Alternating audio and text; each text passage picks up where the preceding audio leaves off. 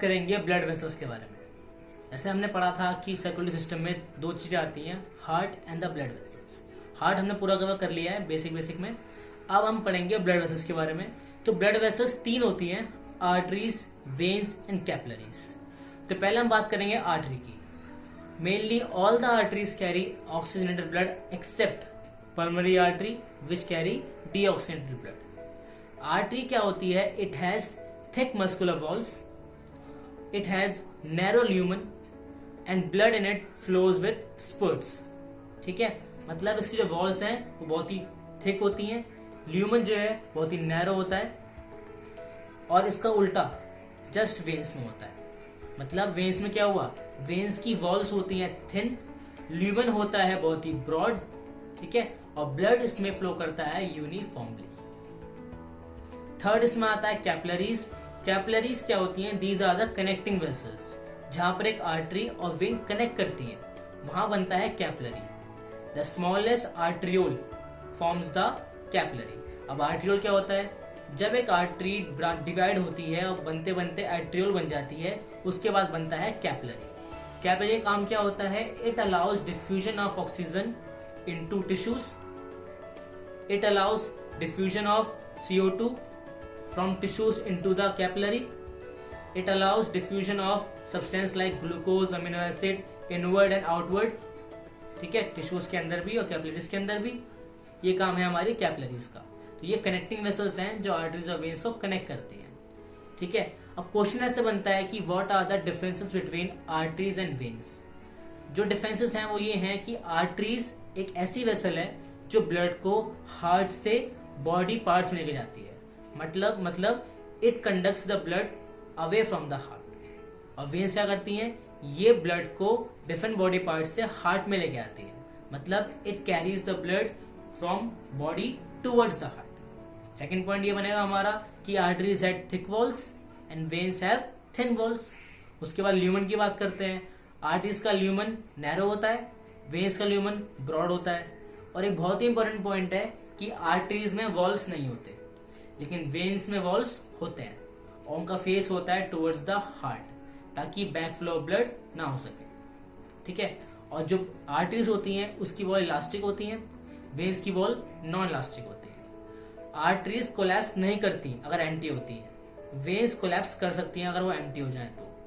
Arteries deeply placed होती हैं और वेन्स सुपरफिशियली प्लेस्ड होती हैं। अब हम पढ़ने वाले हैं द ब्लड सर्कुलेशन कैसे होता है।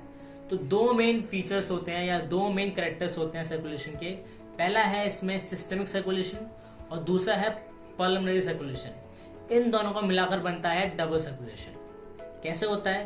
कंसिडर करते हैं कि जो फ्लो है वो स्टार्ट हुआ लंग से, वहां से आया हार्ट में और वहां से पूरी बॉडी में फ्लो कर रहा है। तो मैंने माना कि जो लंग से ब्लड निकला वो पल्मोनरी वेन के थ्रू ऑक्सीजनेटेड ब्लड कहाँ पहुंचा? हमारे लेफ्ट ऑरिकल में पहुंच गया। लंग से पल्मोनरी वेन के थ्रू ऑक्सीजनेटेड ब्लड पहुंच गया लेफ्ट ऑरिकल में, वहां से ब्लड पहुंचा लेफ्ट ऑरिकल से लेफ्ट वेंट्रिकल में, वेंट्रिकल से वो ब्लड पहुंचा आयोटा के थ्रू पूरी बॉडी में। ठीक है, तो पूरी बॉडी में वो ब्लड यूटिलाइज हुआ, तो ऑक्सीजन कंज्यूम हुआ, उसमें CO2 रिलीज हुआ। अब वो ब्लड वापस आएगा हार्ट के पास, किसके थ्रू? वेना कावा के थ्रू। मतलब कि वेना कावा हमारा डीऑक्सीजनेटेड ब्लड लेके आती है और पहुंचा देती है उसको राइट ऑरिकल में। अब वो ब्लड राइट ऑरिकल से पहुंचता है राइट वेंट्रिकल में, और राइट वेंट्रिकल से वो ब्लड पहुंच जाता है लंग्स के पास फिर से प्यूरिफिकेशन के लिए। तो जो हार्ट की लेफ्ट साइड है वो कंडक्ट करती है ऑक्सीजनेटेड ब्लड, और जो राइट साइड है वो कंडक्ट करती है डीऑक्सीजनेटेड ब्लड। अब जो सर्कुलेशन हमने देखी, जो सर्कुलेशन लंग और हार्ट के बीच में हो रही है, वो हो रही है पल्मोनरी वेन और पल्मोनरी आर्टरी के थ्रू। तो इसको हम बोल देते हैं पल्मोनरी सर्कुलेशन। और सर्कुलेशन एक हार्ट और पूरी बॉडी में हो रही है, वो हो रही है आयोटा और वेना कावा के थ्रू, उसको हम बोल देते हैं सिस्टमिक सर्कुलेशन। और पूरे प्रोसेस को बोल देते हैं डबल सर्कुलेशन। एक सिस्टम और है बॉडी के अंदर जिसको हम बोलते हैं हेपेटिक पोर्टल सिस्टम। जैसे कि हम जानते हैं कि जो भी डीऑक्सीजनेटेड ब्लड होता है वो वेना कावा के थ्रू हार्ट में आ जाता है। और हम बात करें लोअर बॉडी की, तो पोस्टीरियर वेना कावा या फिर इंफीरियर वेना कावा जो भी डीऑक्सीजनेटेड ब्लड है उसको हार्ट में लेके आती है। मतलब हर ऑर्गन से एक वेन है जो कंबाइन करती है वेना कावा में, और फिर वो वेना कावा ब्लड को हार्ट में लेके आ जाती है। लेकिन जो वेन स्टमक और इंटेस्टाइन से निकलती है वो डायरेक्टली वेना कावा में नहीं आती, वो पहले एंटर करती है लिवर के अंदर as a combined hepatic portal vein. मतलब कि स्टमक से निकली हुई वेन और इंटेस्टाइन से निकली हुई वेन ज्वाइन होकर बनाती है हेपेटिक पोर्टल वेन और एंटर करती है लिवर के अंदर। फिर लिवर से निकलती है हेपेटिक वेन, वो ज्वाइन करती है पोस्टीरियर वेना कावा, वहां से फिर वो ब्लड हमारे हार्ट तक पहुंचता है। तो ये है हमारा हेपेटिक पोर्टल सिस्टम। ठीक है, तो एक क्वेश्चन ये बनता है कि what is hepatic portal when. तो एक ऐसी वेन है हेपेटिक पोर्टल वेन जो स्टार्ट भी कैपिलरी से होती है और एंड भी कैपिलरी पे होती है। अब लास्ट में इसमें कुछ स्मॉल टर्म्स हैं। फर्स्ट टर्म इसमें है पल्स की पल्स क्या होता है। तो पल्स एक alternate expansion and elastic recoil है वॉल ऑफ आर्टरी का। कब? जब हमारे वेंट्रिकल्स स्टोर करते हैं। Pulse is the alternate expansion and elastic recoil of the walls of artery during ventricular systole.